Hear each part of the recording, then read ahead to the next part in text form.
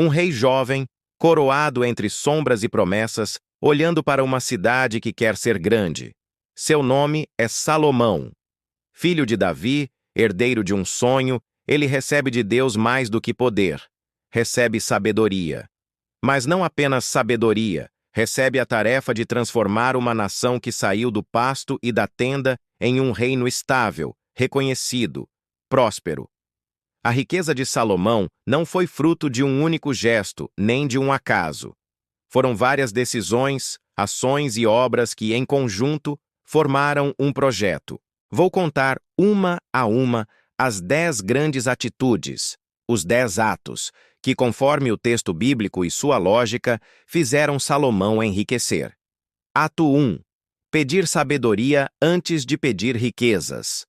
Ao subir ao trono, Salomão teve um encontro decisivo com Deus. Foi oferecido a ele pedir algo. E ele pediu sabedoria para julgar o povo. Esse pedido mudou tudo. A sabedoria tornou-se instrumento de discernimento em negociações, julgamentos e decisões econômicas. Reis e embaixadores vinham ouvir sua fama. Comerciantes estavam prontos a negociar com quem mostrava juízo. A escolha pela sabedoria construiu reputação. Reputação atrai respeito, e respeito traz presentes, alianças e oportunidades comerciais. Em poucos anos, a corte de Salomão tornou-se um polo intelectual e moral do Oriente, e isso abriu portas para trocas que não se medem só em ouro, mas em influência estratégica. Ato 2. Firmar alianças diplomáticas com nações vizinhas. Irã, rei de Tiro. Salomão não governou isolado. Ele buscou alianças políticas e econômicas, e a mais decisiva foi com o rei Irã de Tiro. Irã tinha o cedro do Líbano, carpinteiros e marinheiros, recursos fundamentais para obras de grande porte. Salomão ofereceu segurança, comércio e pagamento em alimentos e tributos. Irã ofereceu madeira, técnicos e habilidade naval. Essa parceria permitiu a construção do templo, do palácio e de outras obras públicas, e estabeleceu rotas comerciais marinhas e terrestres. A aliança transformou recursos que Israel não produzia internamente em bens que valorizavam a economia salomônica. Ato 3. Construir o templo e investir maciçamente em obras públicas. O templo em Jerusalém não foi apenas um centro religioso, foi um investimento econômico, social e simbólico. A construção demandou mão de obra, materiais, suprimentos, e todo esse fluxo gerou emprego, movimentou cidades e criou uma demanda sustentada por décadas. O templo atraía peregrinos, ofertas e prestígio. Ao construir palácios, estradas, cisternas e cidades administrativas, Salomão mobilizou a economia. Artesãos, pedreiros, transportadores e comerciantes passaram a viver do ciclo de obras. Projetos públicos grandes funcionam como motor econômico, e foi exatamente isso que ocorreu no reinado salomônico. Ato 4. Organizar administração e tributos para sustentar a estrutura do reino. Riqueza não é apenas ouro que cai do céu. É gestão que transforma produção em excedente e excedente em capacidade de investimento. Salomão implementou uma administração organizada. Oficiais responsáveis por províncias, chefes que supervisionavam provisões, um sistema de suprimento para a casa real e para as obras. Houve uma divisão de responsabilidades que permitiu coletar tributos, organizar colheitas e gerir estoques. Com essa estrutura, o rei podia planificar expedições, pagar artesãos e manter um padrão de vida que atraía emissários e comerciantes. A administração eficiente converte produção agrícola e artesanal em riqueza política. Ato 5. Desenvolver o comércio marítimo e as expedições. Ofir, Tarsis. Mesmo sendo um reino essencialmente terrestre, Salomão olhou para o mar.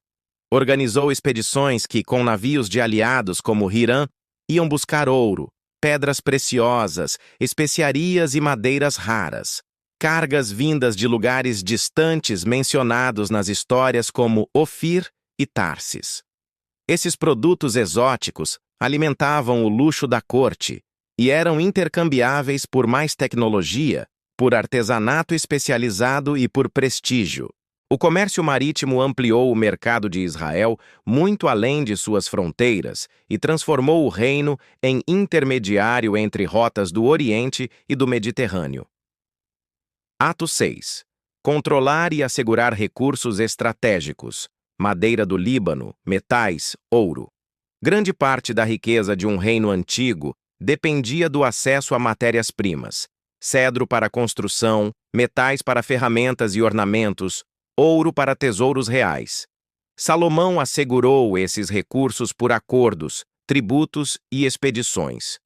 O acesso ao cedro do Líbano, com seu valor para construções grandiosas, foi decisivo.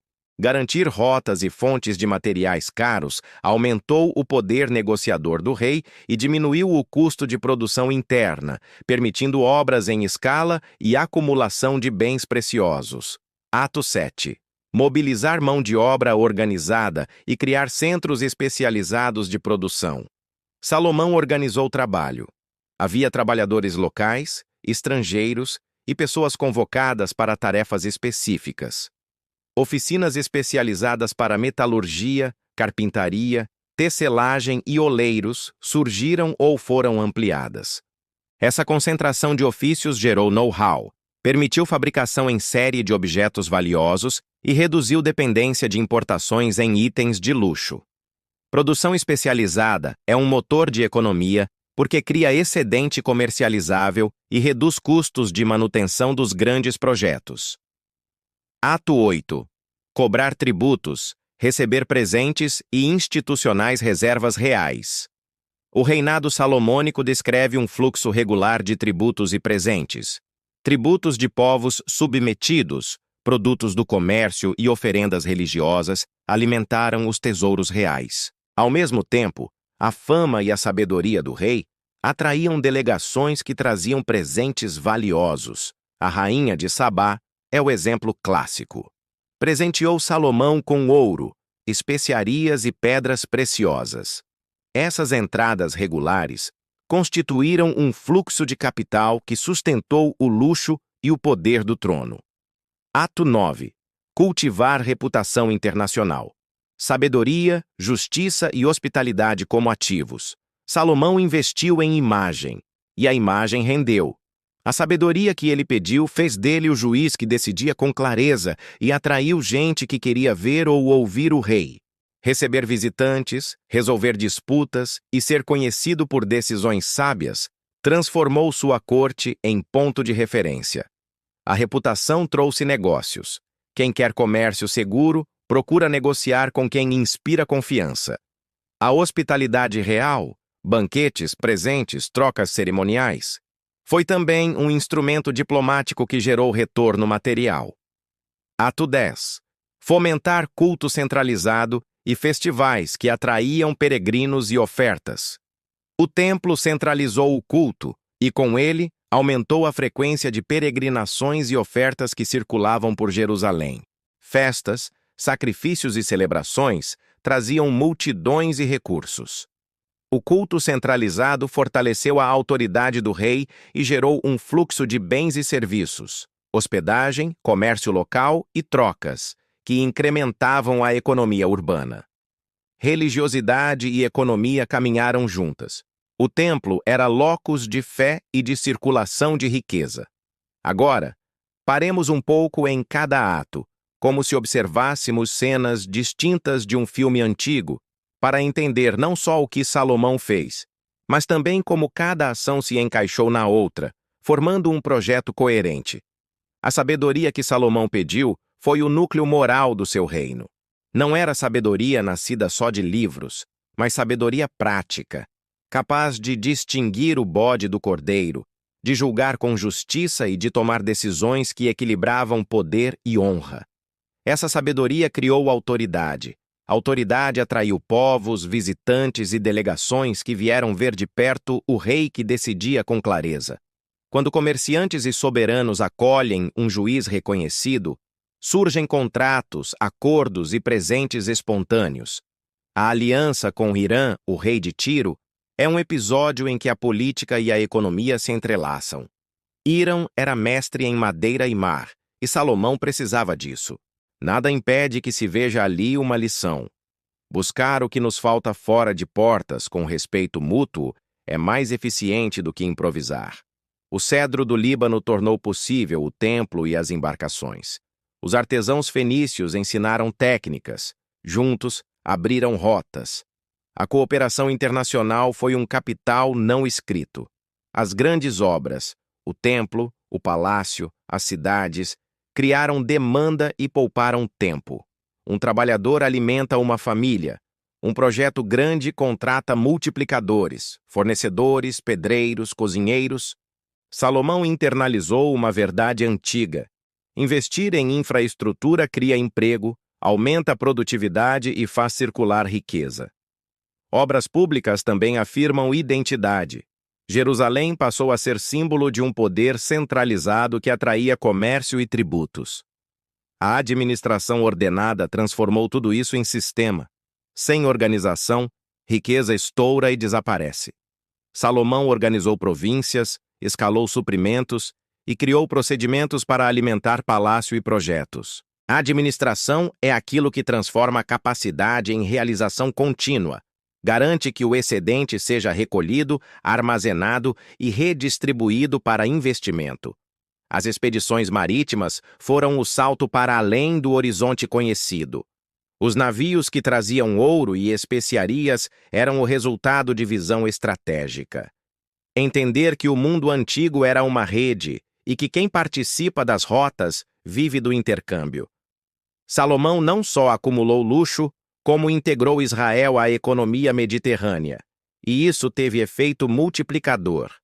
Controlar recursos estratégicos e organizar a produção especializada foram medidas pragmáticas que reduziram custos e aumentaram receita. Madeira, metais, pedras preciosas, tudo passou a ser gerido. Uma economia que aprende a produzir e a negociar deixa de depender de sorte. Salomão investiu na lógica de longo prazo, acesso a recursos, mais capacidade de processamento e mais vantagem duradoura. Tributos e presentes mantiveram o fluxo financeiro. Tributos, quando bem organizados, permitem que o Estado invista. Presentes são reconhecimento político e dinheiro circulante. A visita da rainha de Sabá com seus presentes ilustra bem como o prestígio converte-se em capital. O luxo palaciano não era apenas vaidade, era instrumento de diplomacia econômica. A reputação de Salomão como homem de sabedoria e justiça foi, de fato, seu grande ativo intangível. Reputação é confiança pública, e confiança facilita negócios. O rei sabia que sua palavra pesava, que suas decisões atraíam embaixadores e que cada caso bem julgado ampliava a rede de alianças. Hospitalidade e generosidade, oferecidas nos banquetes reais, eram investimentos que retornavam em acordos comerciais e tributos.